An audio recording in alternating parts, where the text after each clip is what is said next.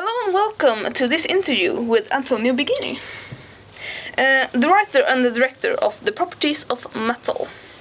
Well, we're happy to talk more about this film, which is selected for the competition at the Stockholm Film Festival Junior and thus nominated for a Bronze Horse. First, I want to thank you for this great movie. From what I googled, this is your first feature film. It is. What inspired you to make this film, and do you have a personal connection to the story? This film is inspired by a true story. I live in a city in Italy which is Bologna, where I met a man, a scientist, who in the 70s studied children who supposedly had this kind of powers, psychokinetic powers. They were supposedly to have abilities to bend metals, non-metals objects. When I discovered this man, I wanted to meet him, and he welcomed me, and he shared with me his diaries, his photographs, and also the story, the true story about these children. And this story struck me, because I never heard about a story about children, a scientist who study children, bending spoon, these kind of things. And I wanted to know more.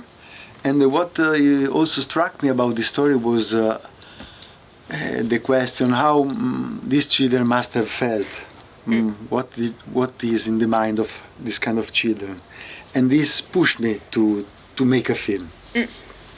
Right, this is based on true events. Yes. Did you have a good source for the story, about Uri Geller or the whole experiments and all that?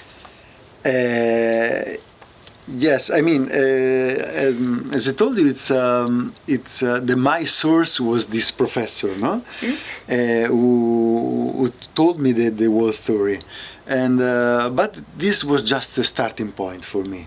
I mean, my film is not about Uri Geller or paranormal phenomenon. It's about the relationship between a professor, a father, and a child.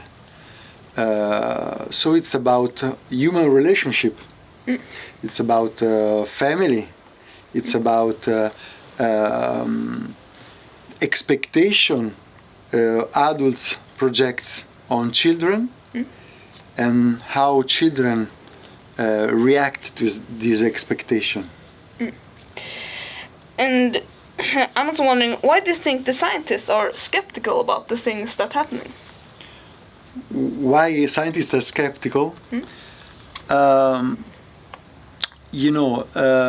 These kind of things are never being demonstrated by science. So it's natural for a scientist to be skeptical, no? We don't know if this kind of mysterious things really exist or not. So it's up to you to believe if this kind of mystery happens or not in the nature, in the human nature. But to me, this was not the point. To me, I mean. The point to me, as I told you, it's about other things. This is the starting point for me, no?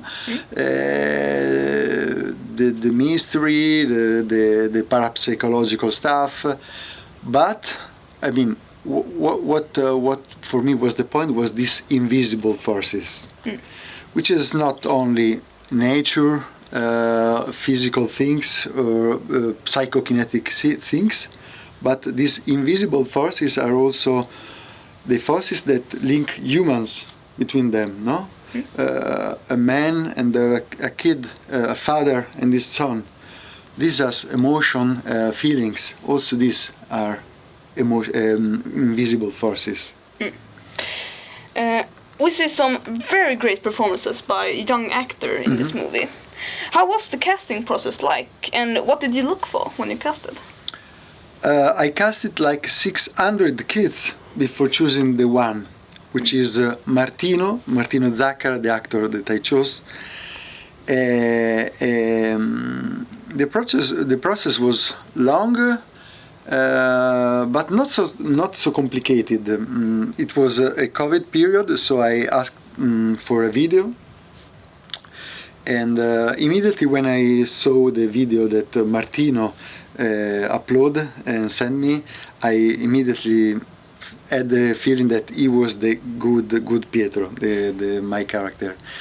And you know, working with children is much easier for a film director than you expect, because children, kids, they don't perform. They are not performing. They just are. I mean, I casted Pietro because I casted Martino, the actor, because he has the same way of being of Pietro, my character. So you cast the children because they are your characters. So as long as you cast correctly, they are good on the first take or second take. So it's not complicated to work with them, and working with children also bring to the set a sense of playfulness, joy. So it's very nice and it's very beautiful to work with children. I'm also wondering, what was the thinking about Pietro's friendship group, and what do you feel was important to show in the story? The friendship group, you mean the group of the other children that are in the film? Yeah. You know, they represent. There is this big guy who is provoking him all the time, but there is also the younger that believes in Pietro and is affective to him. So there's a mix, no?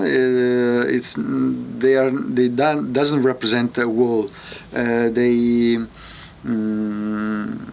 Somebody support and somebody doesn't support him.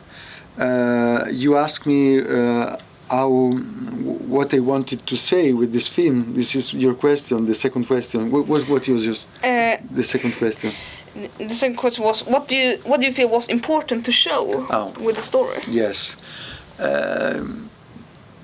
I think the most important thing for me was showing Pietro, the character, his feelings, and also his mystery. And also it was important to me to show what we don't see, what I can't show, these invisible things, as I told you. It's maybe it could seem a paradox, no, to show something that you can't show. But for me, this was the point, showing something that you can't see. Was it important to film the film in a certain place or a certain area, or could you film anywhere? No, it was very important to shoot the film in that area, because to me the landscape is part of the story.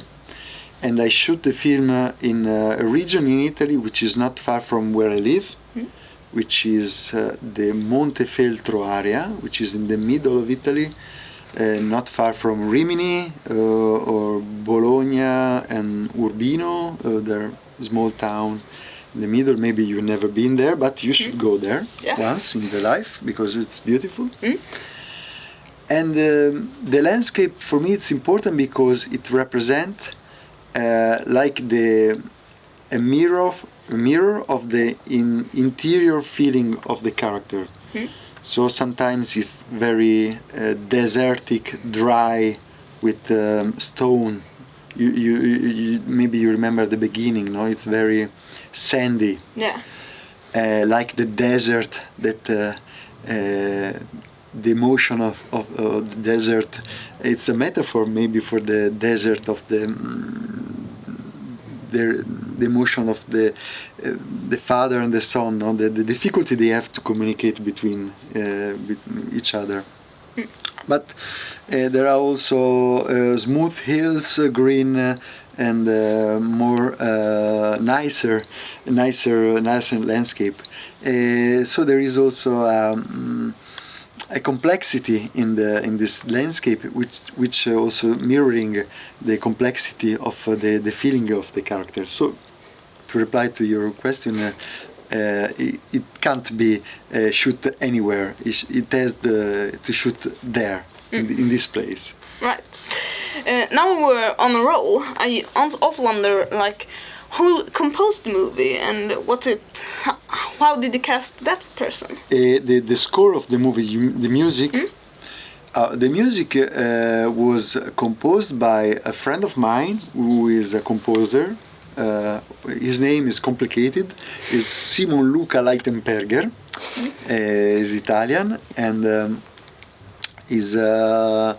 we made a long work to find the right music, because the music uses some instrument from the 70s, like flute, which in the 70s they were very common flutes, but also uses wood and metals sounds. I don't know the name of the instrument in English, so I can't say the marimba, maybe also in English the same name. Yeah. There are also xylophone. I don't know the exact word for this. But we made a research on the material of sound, so wood and metal, and also the kind of music is not a typical music, it's something archaic. It brings you in other places, mysterious places. It sounds like exotic music. Asia, Africa, we don't know, but not familiar music. This was a choice we made, and I hope you like the music. I don't know. Did you like the music? Yeah, I like the music. It really set the feeling of the film. Okay. Thank you. Thank you. What would you say was the undertones found in this film? The undertones? What do you mean with undertones? Well, that's things that like aren't directly said out loud, but like you can feel the undertones in the movie. The undertones of my movie. I think I want to make a delicate film. As you said, things in my film are not said loud. They're whispering the emotion. Everything is very subtle, and what are the undertones? The undertones are these subtle feelings that are between the characters, and especially between the scientist and the kid. This secret relationship between the two characters. I don't know if I replied correctly to your question. No, that's good. It was a very difficult question to answer. Yeah, but lastly, as we are big fans of your work, what are you working? Are you working on something new or? Yes, I'm writing a new script, but I'm at the beginning, so I really can't tell you which is the story it's about, but it's for sure the main characters are children, because the most funny and also beautiful thing for me for this film was working with kids, and so I want to continue working still with kids also in my new film. Thank you very much for coming. Thank you, Tim. Thank you for the interview. Thank you. Go watch Properties of Metal. Thank you.